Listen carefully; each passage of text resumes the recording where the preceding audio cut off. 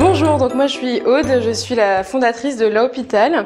Donc l'Hôpital, c'est un mouvement d'innovation collaborative pour améliorer l'expérience patient et l'autonomie des personnes.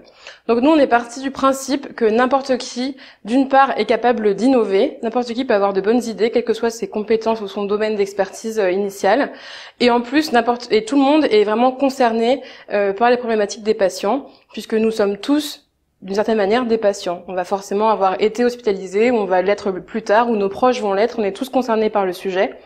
Et donc on est persuadé que si on est capable de rassembler toutes les bonnes volontés et de leur donner les outils et les lieux pour se rencontrer, on est capable d'innover ensemble et de proposer des solutions, certes low-tech, puisque c'est notre axe principal, mais pourtant très efficaces si elles sont vraiment pensées pour l'utilisateur. Donc en fait, on a voulu amener le design thinking à l'hôpital. Alors concrètement, qu'est-ce qu'on fait? On organise des événements qui ont lieu en 2 temps. Donc la première partie, c'est une immersion en hôpital, où là, on va faire exprès d'envoyer des personnes qui connaissent vraiment très peu le milieu hospitalier et utiliser leur regard complètement naïf et nouveau pour identifier des pistes d'amélioration. De là, on va pouvoir extraire des problématiques très précises. Donc on leur demande vraiment de noter tout ce qui leur paraît pas pratique, j'aimerais pas qu'on me le fasse, tout ce qui paraît vraiment dysfonctionnel. Et à partir de là, on peut extraire des problématiques qui deviennent le point de départ d'un week-end de réflexion collaborative pour trouver des solutions. Ces solutions, on les veut vraiment concrètes, simples, faciles à mettre en œuvre. Et à la suite de ce week-end, 6 mois plus tard, on pourrait avoir un prototype et aller le tester. Le fait d'avoir fait l'immersion, en plus, permet d'avoir un bon lien avec les établissements de santé partenaires qui permettent derrière d'aller faire une expérimentation très rapidement et de prendre l'avis tout de suite de l'utilisateur qui peut être soit le patient, soit l'aidant, soit le soignant, puisque quand on veut améliorer l'expérience patient, on doit réfléchir de manière assez globale. Et évidemment, si on est capable d'alléger le travail du soignant, ça lui dégage du temps pour avoir une relation humaine plus forte avec le patient et ça a aussi des répercussions sur le patient.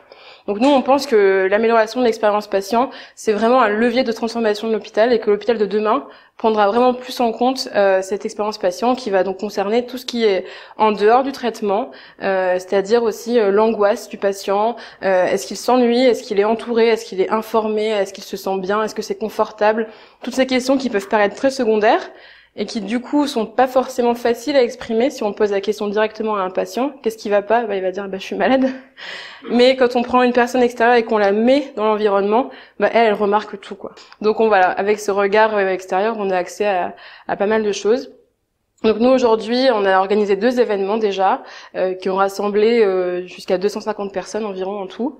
Ça a fait émerger une bonne vingtaine de projets, dont certains sont vraiment en train d'accélérer leur développement pour essayer d'aller jusqu'à la création de start-up pour amener la solution jusqu'aux patients. D'ailleurs, je parle de start-up, mais il y a aussi d'associations, ça peut être l'un ou l'autre. Et donc aujourd'hui, on réfléchit vraiment sur la manière dont on peut les accompagner au mieux, puisque c'est très difficile à la sortie d'un hackathon, quand on a juste une idée, certes très précise et conceptualisée, d'aller plus loin, puisque tout ce qui est structure d'incubation, ça demande d'avoir déjà une preuve de concept et d'avoir un peu avancé. Et donc cette période-là est très difficile, on se sent très seul, on ne sait pas forcément quelles sont les étapes à suivre, et c'est là que beaucoup de projets meurent, malheureusement. Donc j'ai envie vraiment de créer un programme qui permette, dans la continuité, d'aider les porteurs de projets à rester motivés, à avancer, pour que derrière ils puissent candidater à un incubateur et suivre toute la voie royale qui existe déjà pour les startups. Mais il manque cette petite connexion à ce moment-là et on aimerait faire le lien en fait entre ces 2 périodes-là.